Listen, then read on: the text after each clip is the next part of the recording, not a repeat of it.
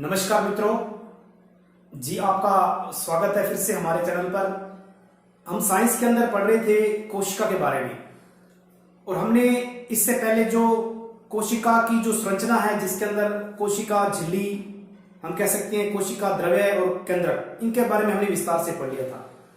अब देखिए, आज हम जो है कोशिका के अंदर जो संरचनाएं जो पाई जाती है उनको हम एक एक करके जो है विस्तार से पढ़ेंगे। देखिए, इससे पहले हम जान लेते हैं कि कोशिका के प्रकार।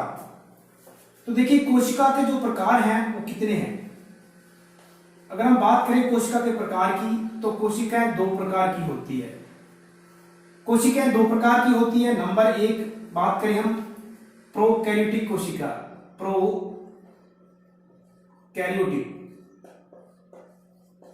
एक तो प्रोकैरियोटिक कोशिका होती है, दूसरी है यूकैरियोटिक कोशिका।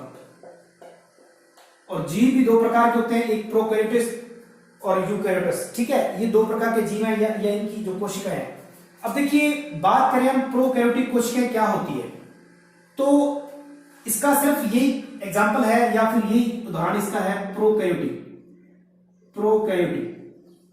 ये कोशिकाएं ऐसी कोशिकाएं होती है, सिर्फ बात जो है केंद्र पर टिकी हुई है कि जिन कोशिकाओं में केंद्रक जो झिल्ली होती है उसका अभाव होता है। ठीक है, यानी कि जो केंद्रक के चारों तरफ जो झिल्ली होती है, जैसे ये केंद्रक है, इसके चारों तरफ झिल्ली होती है, अगर ये झिल्ली विद्यमान है वो तो फिर कहलाएगी यूकैरियोटिक। और जिसमें झिल्ली का अभाव है या फिर कह सकते हैं सुस्पष्ट केंद्रक दिखाई नहीं देता है, ठीक है, तो केंद्रक झिल्ली का अभाव इसमें होता है। केंद्रक झिल्ली का अभाव, ठीक है, या फिर सुस्पष्ट केंद्रक विद्यमान नहीं, सुस्पष्ट केंद्रक विद्यमान नहीं होता इसमें। अगर बात करें उदाहरण की, तो उदाहरण में एक तो सबसे पहले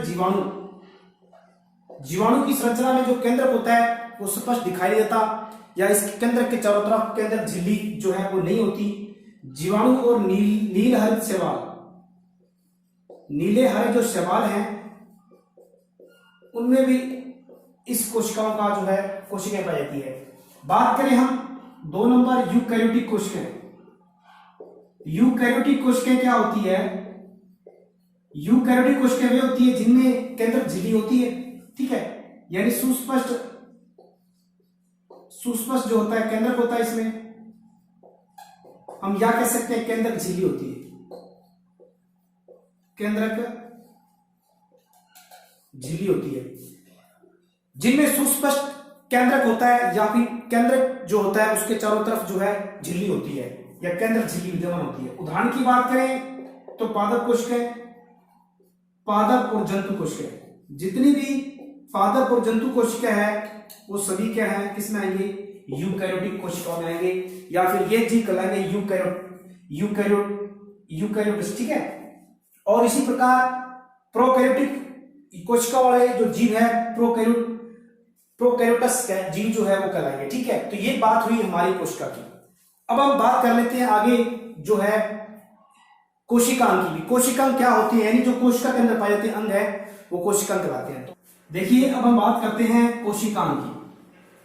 कोशिकांग क्या होते हैं? कोशिकांग, देखिए, कोशिका में कुछ संरचनाएं होती है। जो कोशिका होती है, कोशिका में जो तरल पदार्थ है, उस तरल पदार्थ में जो है, उस तरल पदार्थ में कुछ जीवित संरचनाएं, जो जीवित संरचनाएं होती है, उन जीवित संरचनाओं को हम क्या कहते हैं? कोशिकांग कहते हैं, ठीक है। जिस प्रकार कोशिका होती है, उस कोशिका के अंदर कुछ संरचना, जैसे कि गोल्जिकाए, अगर बात करें हम माइटोकॉन्ड्रिया की बात करें, राइबोसोम है, लाइसोसोम है, ये सभी संरचनाएं कोशिकांग कहलाती है, ठीक है। अब कोशिकाओं में सबसे पहले हम पढ़ेंगे माइटोकॉन्ड्रिया। माइटोकॉन्ड्रिया बहुत ही इंपॉर्टेंट है, माइटोकॉन्ड्रिया। देखिए, माइटोकॉन्ड्रिया जो है ये कोशिका बहुत ही महत्वपूर्ण है। सबसे पहले ये जो कोशिकांग है केवल यूकैरियोटिक कोशिका में पाया जाता है, ठीक है। तो बात सबसे पहले आती है इनकी इंपॉर्टेंट की केवल जो है यूकैरियोटिक कोशिकाओं में, ठीक है। ये केवल कहां पाया जाता है? यूकैरियोटिक कोशिकाओं में पाया जाता है, ठीक है। अगर बात करें प्रोकैरियोटिक में, उसके अंदर ये मौजूद नहीं होता, ठीक है। तो हम केवल लिख रहे हैं इसमें, ताकि आप समझ जाओ कि केवल यूकैरियोटिक कोशिकाओं के अंदर माइटोकॉन्ड्रिया जो है वो पाया जाता है, ठीक है। अब देखिए माइटोकॉन्ड्रिया जो होता है, ये एक ऐसा कोशिकांग है जो कोशिका के लिए जो है आवश्यक शक्ति जो है उत्पन्न करने का कार्य करता है, ठीक है। तो कोशिका के लिए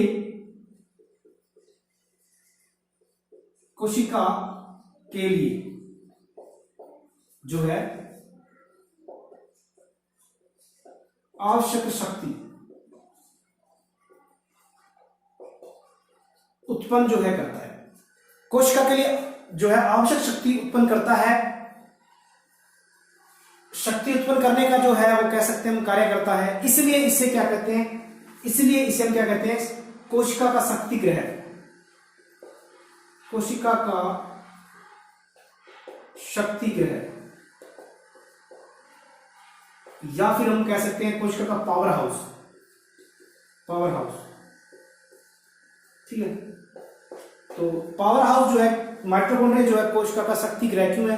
क्योंकि प्रत्येक कोशिका के लिए जो है शक्ति पैदा करता है, ऊर्जा पैदा करता है।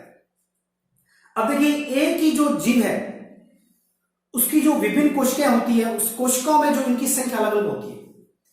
मतलब अगर बात करें एक ही जीव जो है उसके अंदर विभिन्न कोशिकाएं होती है, एक ही जीव की विभिन्न कोशिका में इनकी संख्या भी क्या होती है? अलग अलग होती है।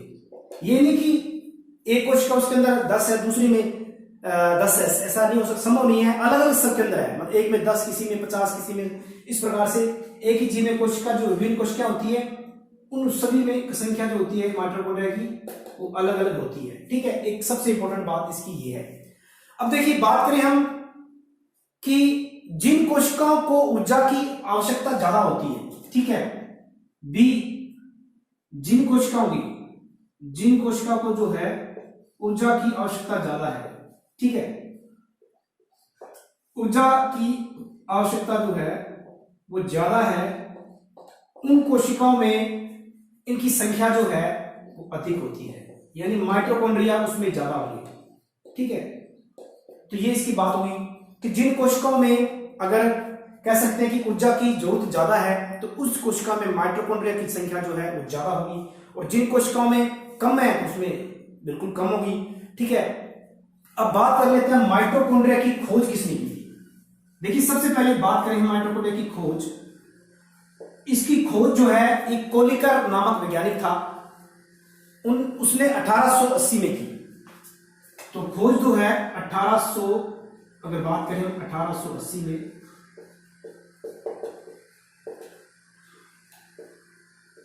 कोलिकर ने, ठीक है। तो 1880 में कोलिकर ने इसकी क्या जो है खोज की।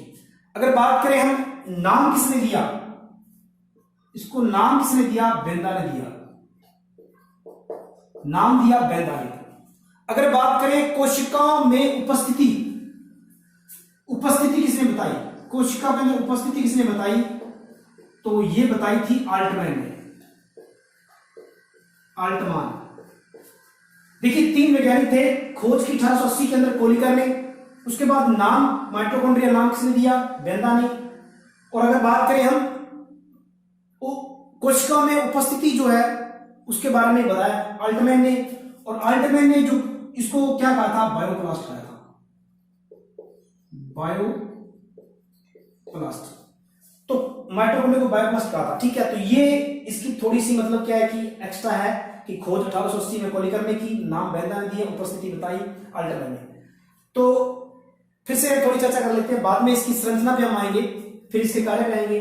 तो तरल पदार्थ जो है उसके अंदर जीव संरचना होती है, कोशिकांग कहते हैं। माइटोकॉन्ड्रिया सबसे पहले पढ़ेंगे हम। यूकैरियोटिक कोशिकाओं में केवल पाया जाता है, कोशिकाओं के लिए आवश्यक शक्ति का पैदा करने का कार्य करता है, इसलिए इसको कोशिका का पावर हाउस कहते हैं। बहुत इंपॉर्टेंट क्वेश्चन है, इस पर कई बार प्रश्न बनता है।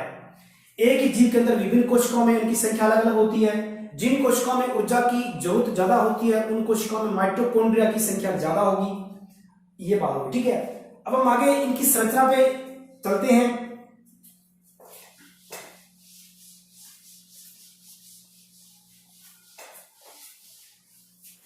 देखिए मित्रों, ये संरचना जो है माइटोकॉन्ड्रिया की है, और बात करेंगे हम इस संरचना के अंदर कौन कौन से इंपॉर्टेंट जो है इसके पार्ट हैं। तो सबसे पहले बात करें जो माइटोकॉन्ड्रिया है, ये जो है एक दोहरी झिल्ली युक्त कोशिका है। सबसे इसकी इंपॉर्टेंट विशेषता क्या है कि एक तो ये दोहरी झिल्ली युक्त कोशिका है, इसके अंदर दोहरी झिल्ली है, दोहरी झिल्ली युक्त कोशिका। सबसे इंपॉर्टेंट बात इसकी है। दूसरी बात यह है कि इसकी जो बाह्य परत है या बाह्य झिल्ली है वो चिकनी है। ठीक है, तो क्योंकि इसकी दो झिल्लियां हैं, आप देख सकते हैं, एक तो बाहरी झिल्ली है, एक आंतरिक झिल्ली है। ठीक है, इसलिए इसको दोहरी झिल्ली कहते हैं। तो जब जो बाह्य झिल्ली है, बाह्य झिल्ली इसकी कैसी है, चिकनी व समतल है, चिकनी जो है बिल्कुल समतल है। ठीक है, अगर बात करें इसकी आंतरिक झिल्ली में, तो देखिए आंतरिक झिल्ली के अंदर एक ऐसी संरचना जो है उंगली के समान, इस प्रकार से आप देख सकते हैं, यहां पर इस प्रकार से, उधर से उंगली समान आप देख सकते हैं, इस प्रकार से संरचना इस प्रकार से बनी हुई है।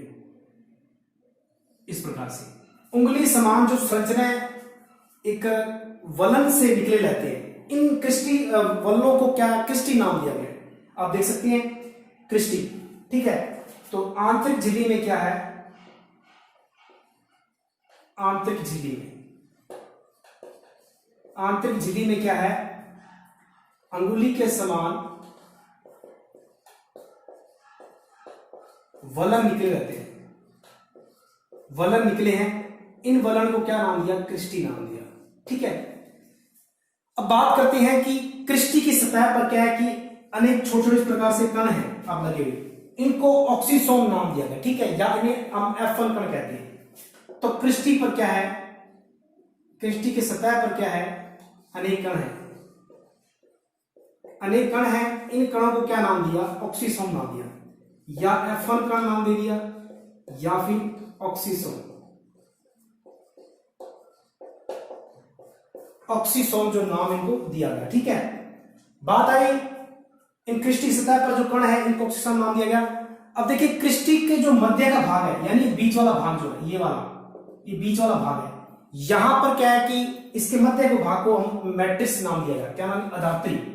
ठीक है, तो हम कह सकते हैं कि जो क्रिस्टी का जो मध्य भाग है, क्रिस्टी के मध्य भाग, क्रिस्टी का मध्य भाग क्या कहलाता है, अधात्री या मैट्रिक्स, अधात्री या मैट्रिक्स। और इस मैट्रिक्स के अंदर, इस अधात्री में अनेक ऐसी मतलब अनेक ऐसे कण, ऐसी संरचनाएं जो है, ऐसे पदार्थ पाए जाते हैं। ठीक है, अब जैसे मैट्रिक्स के अंदर क्या क्या, इसके अंदर क्या क्या है, अगर बात करें मैट्रिक्स के अंदर क्या क्या विद्यमान है, तो सबसे पहले बात करें हम प्रोटीन की, इसके अंदर प्रोटीन है जो कि लगभग बात करें हम 65 से, अगर बात करें 70% के बीच, 65 से 70% के बीच जो है इसके अंदर प्रोटीन पाई गई है। 25% इसके अंदर फास्फोलिपिड है। अगर बात करें फास्फोलिपिड की, फास्फोलिपिड की वो लगभग 25% इसके अंदर है। ठीक है, अगर बात करें हम इसके अंदर और आरएनए जो है वो लगभग कह सकते हैं हम, आरएनए इसके अंदर 0.5%। ठीक है, आरएनए इसके अंदर 0.5% है। ठीक है, बाकी अनेक संरचनाएं, मेन संरचना ये होगी। ठीक है, अब देखिए माइटोकॉन्ड्रिया में डीएनए और इनका खुद का राइबोसोम होता है। ठीक है, तो बात करें हम माइटोकॉन्ड्रिया में इनका खुद का डीएनए होता है और राइबोसोम होता है। अब इसमें यहां पर राइबोसोम लगे हुए, राइबोसोम, क्योंकि राइबोसोम होंगे तो राइबोसोम प्रोटीन का निर्माण करते हैं, तो इसका खुद का कह सकते हैं डीएनए, खुद का राइबोसोम है। मेन इसकी बात ये है। ठीक है, और माइटोकॉन्ड्रिया में क्या है कि पाए जाने वाले कुछ एंजाइम है, कुछ एंजाइम अदर हैं, वो जो श्वसन क्रिया में खाद्य पदार्थों को अक्सर करते हैं। ठीक है, इसके अंदर जो एंजाइम होते हैं वो एंजाइम जो है श्वसन क्रिया में, तो हम जानते हैं श्वसन क्रिया होती है इसके अंदर माइटोकॉन्ड्रिया के अंदर, तो श्वसन क्रिया के अंदर जो है खाद्य पदार्थों के ऑक्सीकरण में काम आता है। ठीक है, खाद्य पदार्थों का ऑक्सीकरण होता है, खाद्य पदार्थों क्या होता है, ऑक्सीकरण होता है। ठीक है, तो एंजाइम किस काम आते हैं, जब श्वसन क्रिया के दौरान जो खाद्य पदार्थों का ऑक्सीकरण होता है उस दौरान एंजाइम काम आते हैं। तो ये बात हुई इसके संरचना की। फिर से देखिए, दोहरी झिल्ली कोशिका में बहुत इंपॉर्टेंट है। बाह्य झिल्ली चिकनी व समतल होती है। आंतरिक झिल्ली जो अंगुली के समान अनेक वलय निकले रहते हैं, इन वलयों को क्रिस्टी कहती हैं। क्रिस्टी की सतह पर कण होते हैं जिसको ऑक्सीसोम या F1 कण कहते हैं। क्रिस्टी का मध्य भाग में अधात्री या मैट्रिक्स कहलाता है। मैट्रिक्स के अंदर प्रोटीन जो है 65-70% विद्यमान रहती है, फास्फोलिपिड्स 25%, आरएनए 0.5%। अगर बात करें इनके अंदर खुद का डीएनए, आरएनए, डीएनए और राइबोसोम होता है। इसके अंदर जो है मैट्रिक्स के अंदर अनेक एंजाइम होते हैं जो कि श्वसन क्रिया के दौरान जो खाद्य पदार्थों का ऑक्सीकरण होता है वो इनके द्वारा होता है। अब बात कर लेते हैं इनके कार्य की।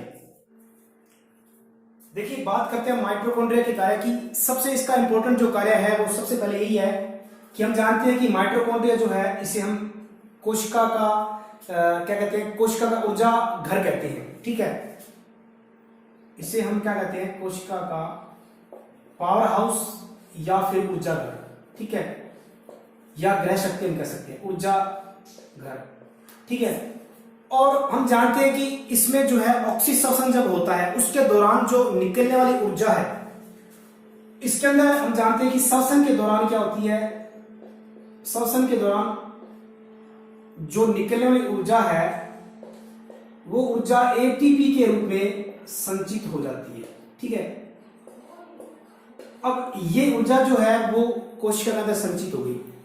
अब यदि जब भी अगर हम कोई जैविक क्रिया कर रहे हैं उनके लिए हमें ऊर्जा की जरूरत पड़ रही है, तो उस दौरान जो है इस ऊर्जा का उपयोग एडीपी और कह सकते हैं हम ऊर्जा के अणु में टूट जाती है। ठीक है, तो कह सकते हैं हम कि जैविक क्रिया के लिए जब जैविक क्रिया होती है, जैविक क्रिया के दौरान हमें ऊर्जा की आवश्यकता होती है। तो जैविक क्रिया में एटीपी जो है वो बदल जाती है किसके अंदर, एडीपी के अंदर। तो एडीपी के अंदर जो है वो ऊर्जा के अणु जो है वो टूट जाते हैं। तो ये बात हुई इसकी पहला कार्य। इसका जो दूसरा कार्य क्या है कि क्रेब्स चक्र के अंदर हम देखते हैं कि क्रेब्स चक्र होता है। ठीक है, जब हम कोशिका श्वसन क्रिया होती है, क्रेब्स चक्र के अंदर ग्लाइसोसिस जो प्रक्रिया होती है, ग्लाइसोसिस के द्वारा जो है ग्लूकोज जो है, ग्लूकोज का जो अणु है वो पायरुविक अणुओं, दो अणुओं के रूप में टूटता है। ठीक है, तो हम बात करें ग्लाइकोलिसिस। ठीक है, ग्लाइकोलिसिस प्रक्रिया के अंदर जो है जो ग्लूकोज है, ग्लूकोज जो है वो दो पायरुविक अम्लों में टूटता है, दो पायरुविक अम्लों के जो है अणुओं में टूटता है। अब इन जो टूटता है इस पदार्थ का, पायरुविक अम्लों का जो ऑक्सीकरण है वो किन के द्वारा होता है, वो मैट्रिक्स के अंदर जो मौजूद कोशिका जो श्वसन एंजाइम होते हैं उनके द्वारा होता है। ठीक है, तो बात आती है कि इस पायरुविक अम्ल का जो कह सकते हैं ऑक्सीकरण किसके द्वारा होता है, वो ऑक्सीकरण जो है वो मैट्रिक्स के अंदर मौजूद जो श्वसन एंजाइम है उनके द्वारा संभव होता है। ये इसका दूसरा कार्य हुआ। अब बात आती है इसके तीसरे कार्य की।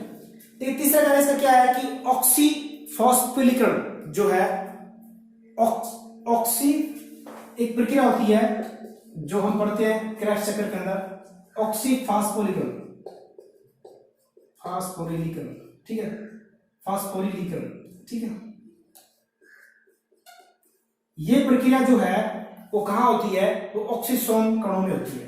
ठीक है, तो एक इसका जो है ऑक्सीसोम कणों में होती है। ठीक है, अब बात करें हम माइटोकॉन्ड्रिया जो है प्रकाश संश्लेषण क्रिया में भाग लेने वाला प्रमुख कोशिका है। ठीक है, तो ये जो माइटोकॉन्ड्रिया है वो प्रकाश संश्लेषण में भी भाग लेता है। ठीक है, तो ये बात हुई आपकी इनके कार्यों की। ठीक है, तो इसके चार इंपॉर्टेंट कार्य हैं। सबसे पहले आप जानते हैं कि श्वसन के दौरान जो ऊर्जा है वो एटीपी के अंदर संचित होती है, बाद में जैविक क्रियाओं में इसका उपयोग होने के लिए वो जो ऊर्जा है एटीपी से एडी में इसको परिवर्तित करके यूज कर लिया जाता है। ठीक है, और यह था माइटोकॉन्ड्रिया के बारे में विस्तार से मैंने किया। उम्मीद है कि आपको जो क्लास आज वाली अच्छी लगी होगी। अगर वीडियो आपको पसंद आ रहा है तो लाइक करें, शेयर करें, धन्यवाद।